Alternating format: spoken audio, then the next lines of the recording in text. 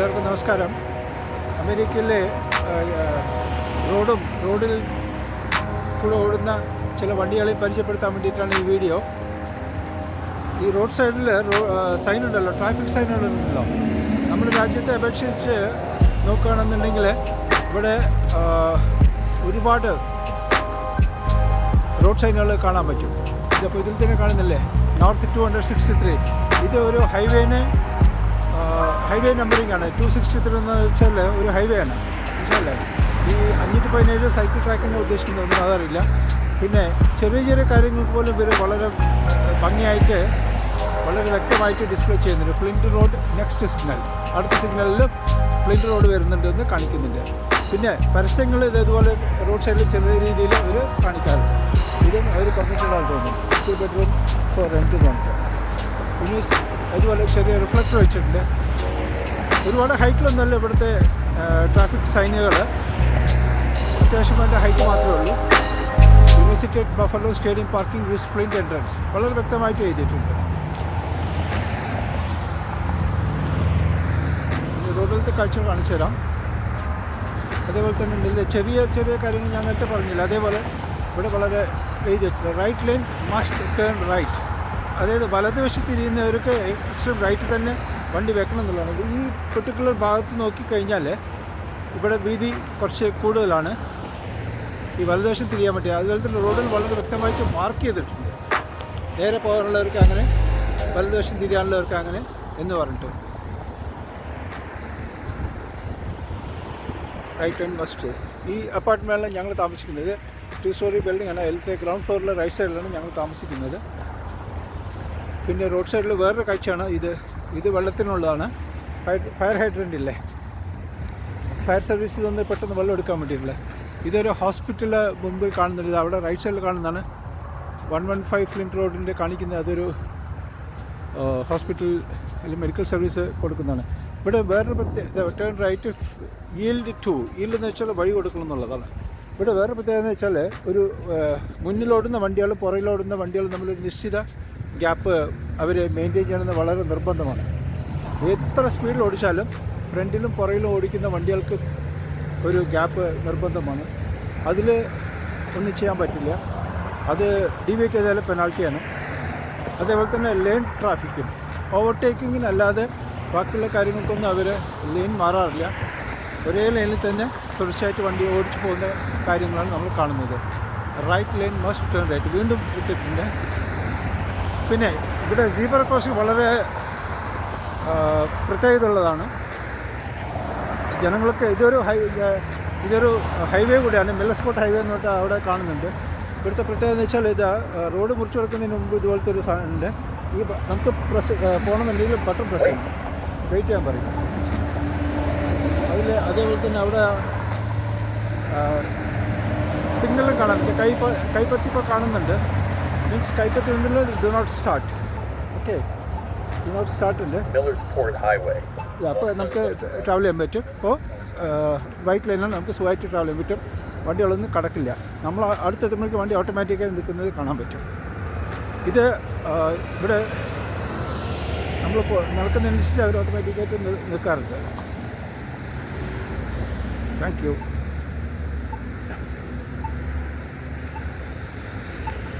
ഇതിപ്പുറത്തുള്ളത് university ക്യാമ്പസിലേക്ക് പോകുന്ന റോഡാണ്. ഫ്ലിൻറ്റ് റോഡ് എന്ന് പറയുന്നത് യൂണിവേഴ്സിറ്റിയിൽ നിന്ന് സ്റ്റാഫുകൾ തിരിച്ചു വരുന്ന വഴിയാണ്. വർക്കിംഗ് അവർ കഴിഞ്ഞു, എല്ലാവരും വീട്ടിലേക്ക് പോകാനുള്ള തിരക്കിലാണ്. ഇത് ഇവിടുത്തെ ഒരു 5 star ഹോട്ടൽ, മാരിയറ്റ് ഹോട്ടൽ എന്ന് പറയും. ഹോട്ടൽ നയഗ്ര ബഫലോ എന്നെല്ലാം അറിയപ്പെടുന്നുണ്ട്. ഇത് ബ്ലൂ ഫയർ ഗ്രില്ല് അതൊക്കെ. അത് മുമ്പിൽ കാണുന്ന ഒരു ചെറിയൊരു ഷോപ്പിംഗ് കോംപ്ലക്സ് ഉണ്ട്. ഓക്കെ, വണ്ടികൾ നിരനിരയായിട്ട് നിൽക്കുന്നുണ്ട്. ഇവിടെ ഇന്ത്യ അപേക്ഷിച്ച് നോക്കുകയാണെന്നുണ്ടെങ്കിൽ ഇവിടെ ലക്ഷറി കാറുകളുടെ ഒരു കൂട്ടം തന്നെയാണ്. മെജോറിറ്റി ലക്ഷറി കാറുകൾ തന്നെയാണ് കാണാറുള്ളത്. നോൺ ലക്ഷറി കാറുകൾ വളരെ കുറവാണ്. പിന്നെ ഓരോരോ സർവീസസിനും അതിൻ്റെതായിട്ടുള്ള ചെറിയ ചെറിയ വണ്ടികളിൽ അവരെന്താണ് ബിസിനസ് ചെയ്യുന്നതല്ല, അതും പ്രത്യേകിച്ചും അതിൽ എഴുതി വെച്ചിട്ട് കാണാറുണ്ട്. എല്ലാം ഇതുപോലത്തെ SUV, വലിയ SUV, ചെറിയ കോമ്പാക്റ്റ് SUV അങ്ങനെയുള്ള വണ്ടികളൊക്കെ നമുക്ക് കാണാൻ പറ്റും. വണ്ടികൾ തന്നെ നിരനിരയായിട്ട് വരുന്നുണ്ടല്ലേ. അത് എല്ലാം കറക്റ്റ് സ്പീഡ് ലിമിറ്റ് വെച്ചിട്ട് വണ്ടി ഓടിക്കാറുള്ളൂ. വളരെ മനോഹരമാണ്. അതേപോലെ തന്നെ കൊമേഴ്സ്യൽ ഇതിൻ്റെ മുമ്പിൽ ഏതൊരു ബിൽഡിങ്ങിന് മുമ്പിൽ പാർക്കിങ്ങിന് കറക്റ്റായിട്ട് മാർക്ക് ചെയ്തിരിക്കുന്നത് നിർബന്ധമാണ്. ആ പാർക്കിങ്ങിനകത്ത് വണ്ടി ഇടാൻ പാടുള്ളൂ. അവിടെ പാർക്കിംഗ് സ്ഥലമില്ലെങ്കിൽ ഓട്ടോമാറ്റിക്കായിട്ട് എല്ലാ സ്ഥലങ്ങളിൽ കൊണ്ട് വണ്ടി പാർക്കിങ്ങിന് വളരെ നിർബന്ധമാണ്. ഇത് JCT 290 കാണുന്നത് ഒരു ഹൈവേ നമ്പർ, ഇൻഡർസ്റ്റേറ്റ് ഹൈവേനാണ് കാണിക്കുന്നത്. അതായത് മുമ്പിൽ വരാൻ പോകുന്നത് 290 എന്നുള്ള ഹൈവേ. ഓക്കെ, 290 ഹൈവേ ഇവിടുന്ന് ഇത് നേരെ കാണാൻ പറ്റും. ഫ്ലൈ ഓവർ കാണുന്നുണ്ട്. അതിന് റൈറ്റ് സൈഡിലോട്ട് പോയി കഴിഞ്ഞാൽ നയാഗ്ര വാട്ടർഫോൾസായി. നയാഗ്ര വാട്ടർഫോൾസ് ഇവിടുന്ന് കാറിൽ അരമണിക്കൂർ ദൂരം മാത്രമേ ഉള്ളൂ 290 ഹൈവേയിൽ. വേറെ പ്രത്യേകത ഇവിടുത്തെ ഫുട്പാത്തുകളാണ്. റോഡിൽ കൂടെ അതിവേഗത്തിലുള്ള വാഹനങ്ങൾ പോകുന്നത് സർവ്വസാധാരണം. 2 വീലർ തീരെയില്ല. ബൈക്കും സ്കൂട്ടറോ ഇല്ല സ്കൂട്ടിയോ തീരെയില്ല. എല്ലാ കാറുകളും ട്രക്കുകളും പിന്നെ അത്യാവശ്യം ബസ്സുകളും പിന്നെ സൈക്കിളിൽ യാത്ര ചെയ്യുന്ന ആൾക്കാർക്ക്, വീൽ ചെയറിൽ പോകുന്നവർക്കൊക്കെ ഈ ഫുട്പാത്ത് അമേരിക്കയിൽ ഉടനീളം കാണാറുണ്ട്. വളരെ നല്ല രീതിയിൽ മെയിൻറ്റെയിൻ ചെയ്ത് വെച്ചിട്ടുണ്ട്. കാൽനടക്കാർക്ക് വളരെ ഭംഗിയായിട്ട് നടക്കാൻ പറ്റും. പിന്നെ ഇവിടെ വേറൊരു കാര്യം എന്ന് വെച്ചാൽ adopt highway program next 2 months available. അതായത് ആർക്കെങ്കിലും ഒരു ഹൈവേയുടെ ഒരു പെർട്ടിക്കുലർ ഭാഗം അഡോപ്റ്റ് ചെയ്യണമെന്നുണ്ടെങ്കിൽ അതിനുള്ള സൗകര്യം അമേരിക്കയിൽ ചെയ്തു കൊടുത്തിട്ടുണ്ട്. അപ്പോൾ ആ ഇതിനെല്ലാം ഉള്ള സൗകര്യങ്ങൾ ഹൈവേയിൽ അഡോപ്റ്റ് ചെയ്യുന്ന പരിപാടി അമേരിക്കയിലുണ്ട്.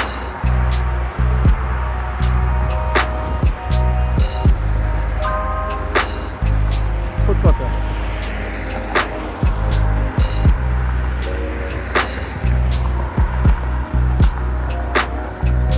പിന്നെ പരസ്യങ്ങൾ ഇതുപോലെയും കൊടുക്കാം റോഡ് സൈഡിൽ.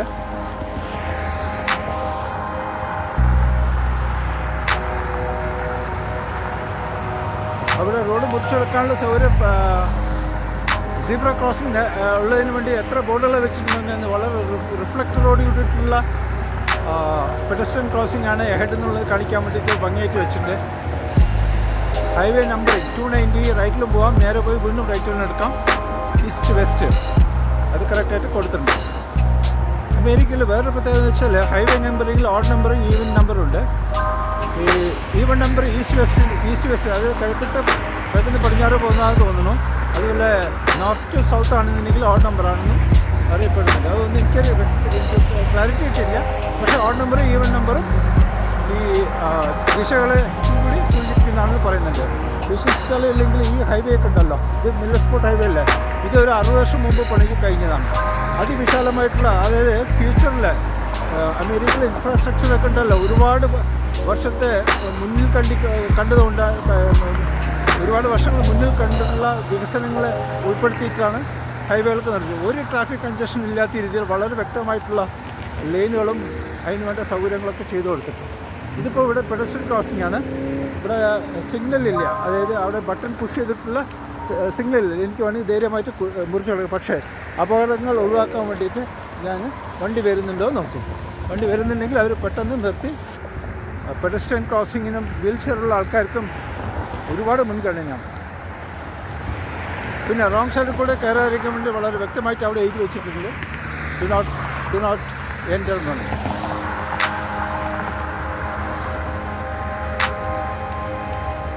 ഇത് ഗ്യാസ് പൈപ്പ് ലൈനാണ്, അതിൻ്റെ വാണിംഗ് കൊടുത്തിട്ടുണ്ട്. പിന്നെ ചെറിയ റോഡ്, മെയിൻ റോഡിൽ ചെറിയ റോഡ് കയറുന്നു എന്നുള്ള സിഗ്നലും കൊടുത്തിട്ടുണ്ട്. ഇവിടെ സിഗ്നലിന് ലൈക്ക് ട്രാഫിക് ബോർഡുകൾക്ക് യെല്ലോ കളറുണ്ട്, വൈറ്റ് കളറുണ്ട്, ഗ്രീൻ കളറുണ്ട്, ഇങ്ങനെ പല കളർ, റെഡിലുണ്ട്, പല കളറുകളുണ്ട്. അതിൻ്റെ കൂടുതൽ വിവരങ്ങൾ DMV, അതായത് നാട്ടിൽ MVD എന്ന് പറയില്ലേ, പക്ഷേ അമേരിക്കയിൽ DMV സൈറ്റിലുള്ളത് കണ്ടിട്ടില്ല. ഇതല്ലേ വേറൊരു പെഡസ്ട്രിയൻ ക്രോസിംഗ് ആണ്, അതും വളരെ വ്യക്തമായി കാണിച്ചിട്ടുണ്ട്. Zebra crossing. ഓക്കെ, ഇതിൻ്റെ വണ്ടി വരുന്നുണ്ട്. അത് ഇതിലൂടെ കണക്കാതിരിക്കാൻ വേണ്ടി റോങ് ലൈൻ വളരെ വ്യക്തമായിട്ട് എഴുതി വെച്ചിട്ടുണ്ട്, റോങ് ആണെങ്കിലും എഴുതി വെച്ചിട്ടുണ്ട്. വളരെ ഒരുപാട് ട്രാഫിക് സൈനുകൾ റോഡ് സൈഡിൽ കാണാൻ പറ്റും. അവിടെ എഴുതി വെച്ചിട്ട് ഈൽഡെന്ന് വെച്ചാൽ, അതായത് മെയിൻ റോഡിൽ കയറുന്നുണ്ട്, സൈഡ് റോഡിൽ നിന്ന് മെയിൻ റോഡ് കയറുന്നുണ്ട്, തീർച്ചയായിട്ടും വഴി കൊടുക്കണം എന്നുള്ളതാണ് ഈ ട്രാഫിക് സൈൻ കൊണ്ട് ഉദ്ദേശിക്കുന്നത്. ഇതൊരു ഫ്ലൈ ഓവർ ഞാൻ നേരത്തെ പറഞ്ഞില്ലേ 290 അതിവേഗത്തിൽ ചീറിപ്പായുന്ന ഹൈവേകളാണ്. ആ ഹൈവേയിലേക്ക്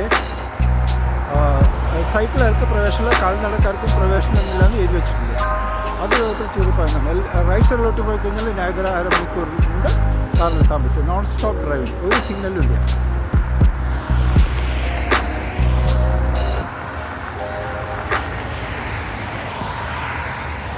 അതിങ്ങനെയായിട്ട്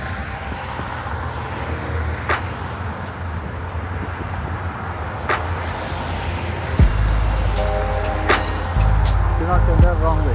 ചുവന്ന ബാക്ക്ഗ്രൗണ്ട് വൈറ്റ് ലെറ്റേഴ്സ്, ഇത് റിഫ്ലക്ഷൻ ഉള്ളതാണ്. ബ്ലാക്ക് ആൻഡ് വൈറ്റ് ഉണ്ട്. എല്ലാ ട്രാഫിക് സിഗ്നലും വളരെ വ്യക്തമായിട്ട് കൊടുത്തിട്ടുണ്ട്. അതിവിശാലമായിട്ടുള്ള അത് ഒരുപാട് R&D ചെയ്തിട്ടുണ്ട്. ഹൈവേക്കാർ പണി ചെയ്യുന്നതിന് മുമ്പ് തന്നെ വളരെ വ്യക്തമായിട്ടുള്ള റിസർച്ച് നടത്തിയിട്ട് അപകടങ്ങൾ ഒഴിവാക്കാൻ വേണ്ടിയിട്ട് ഡിസൈൻ ചെയ്തിട്ടുള്ള ഹൈവേകളാണ്. അവിടെ നിന്ന് ഒരു വണ്ടി വരുന്നുണ്ട്, ഇതിൽ ഞാൻ ക്രോസ് ചെയ്യാൻ പോകണം. അവർ സ്പീഡ് കുറയ്ക്കും ഓട്ടോമാറ്റിക്കായിട്ട്. അപ്പം ഞാൻ ക്രോസ് ചെയ്ത് കഴിഞ്ഞാൽ അവർക്കും സുഖമായിട്ടുണ്ട്.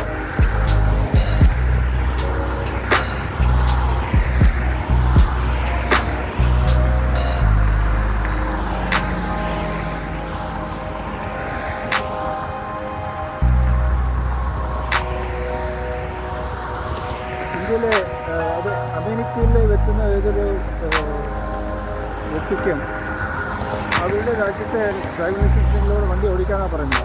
പക്ഷേ പെർമനൻറ്റ് റെസിഡൻ്റ് ആയിക്കഴിഞ്ഞാൽ 1 മാസത്തിനകം ഇവിടുത്തെ ലൈസൻസ് എടുക്കണമെന്ന് നിർബന്ധമാണ്. ഇവിടുത്തെ ലൈസൻസ് എടുക്കുന്നതിന് ഒരുപാട് കടമ്പകളുണ്ട്. ഡിപ്പാർട്ട്മെൻറ്റ് ഓഫ് മോട്ടോർ വെഹിക്കിളിൻ്റെ സൈറ്റിൽ ഡീറ്റെയിൽസ് എല്ലാം കൊടുത്തിട്ടുണ്ട്. ആദ്യം രജിസ്ട്രേഷൻ ചെയ്യണം, 2 അഡ്രസ് പ്രൂഫ് വേണം, പിന്നെ അതിൽ ഫീസ് അടയ്ക്കാൻ വേണ്ടി പോകണം. അത് ഈ ഓൺലൈൻ ടെസ്റ്റ് ഉണ്ട്. 14 ചാപ്റ്റർ പഠിച്ചതിന് ശേഷം ഓൺലൈൻ ടെസ്റ്റ് ഉണ്ട്. 70% മാർക്ക് കിട്ടിയിരിക്കണം. എങ്കിൽ മാത്രമേ ക്വാളിഫൈ ആവുള്ളൂ.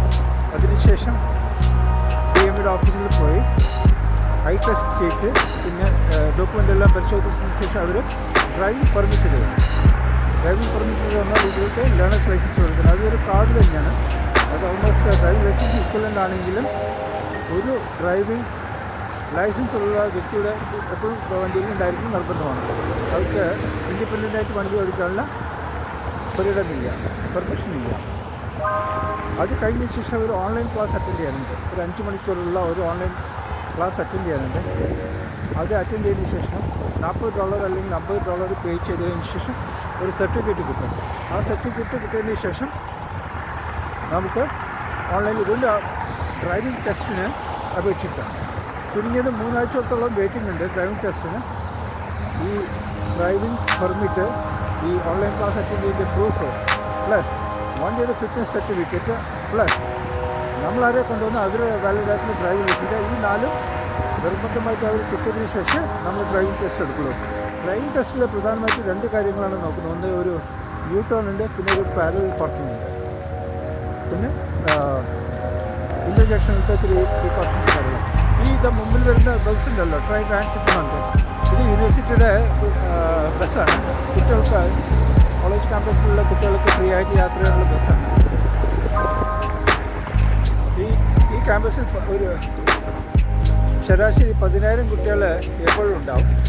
ഒരു വർഷം 1000-ഓളം കുട്ടികൾ അണ്ടർ ഗ്രാജുവേറ്റിനും 1500 കുട്ടികൾ മാസ്റ്റേഴ്സിനും 100-ൽ കുട്ടികൾ PhDക്കും പഠിക്കുന്നുണ്ട്.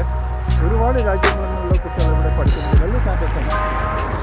യൂണിവേഴ്സിറ്റിയുടെ വിശദവിവരങ്ങൾ ഞാൻ വേറെ വീഡിയോയിലുണ്ടായിരുന്നു. ഒരു ട്രാഫിക്കിനെ കാണിച്ചു തരാൻ വേണ്ടി മാത്രം ഉണ്ടാക്കിയിട്ടുള്ള ഒരു വീഡിയോ ആണ്.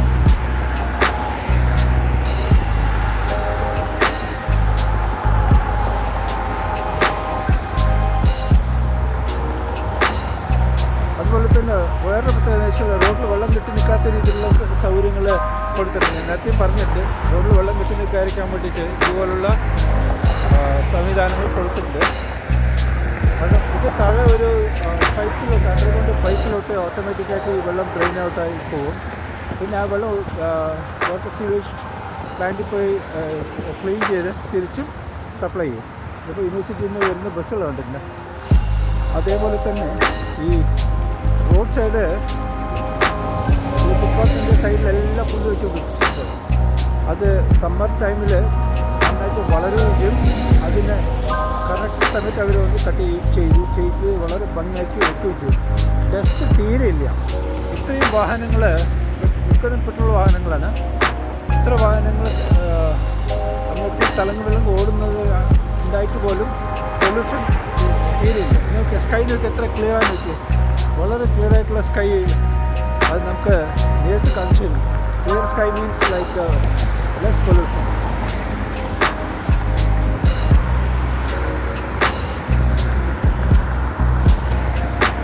എത്ര തിരക്കുള്ള ആൾക്കാരാണെന്നുണ്ടെങ്കിൽ അവർ ശ്രദ്ധാപൂർവ്വം വണ്ടി ഓടിക്കാറുണ്ട്.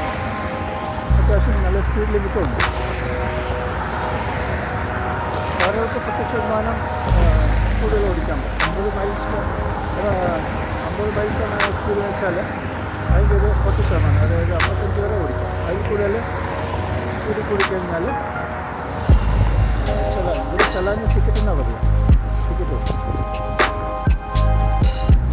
ഡ്രൈവർ ഇടതുവശത്തിരുന്നിട്ട് റോഡിൻ്റെ വലതുവശത്തൂടെ ഓടിക്കുന്ന സമ്പ്രദായമാണ് ഇവിടെ ഉള്ളത്.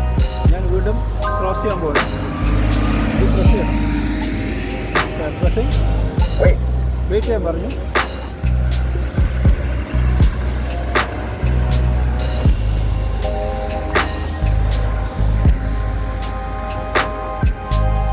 അതുപോലെ ട്രാഫിക് സിഗ്നലുകൾ തൂക്കിയിട്ടിരിക്കുകയാണ് ചെയ്യുന്നത്. 2 പോളുകൾ നമ്മൾ കെട്ടിയിട്ട് തൂക്കിയിട്ടിരിക്കുകയാണ് ചെയ്തിരിക്കുന്നത്.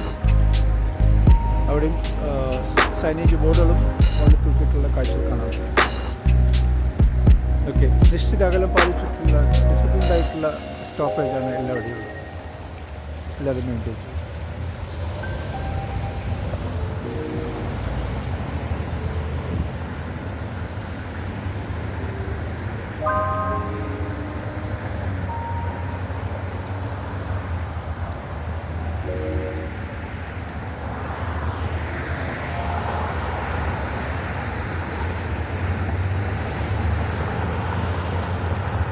ക്ഷമയോടെ കാത്തു നിന്നേ പറ്റും.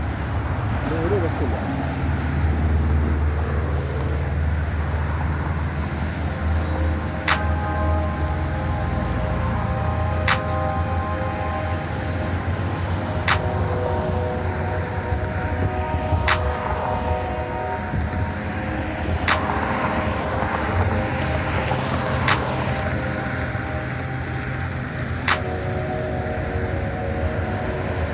ഇവിടുത്തെ ട്രക്കുകളുണ്ട്. എത്ര ഭംഗിയായിട്ടുള്ള ട്രക്കുകളാണ്.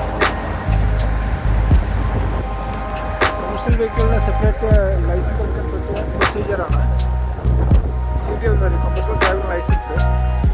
ചുരുങ്ങിയത് ഒരു 4 അല്ലെങ്കിൽ 5 ലക്ഷം രൂപയോളം ഇന്ത്യൻ രൂപയിൽ 4-5 ലക്ഷം രൂപയോളം ചിലവ് വരും കൊമേഴ്ഷ്യൽ ഡ്രൈവിംഗ് ലൈസൻസ് എടുക്കാൻ.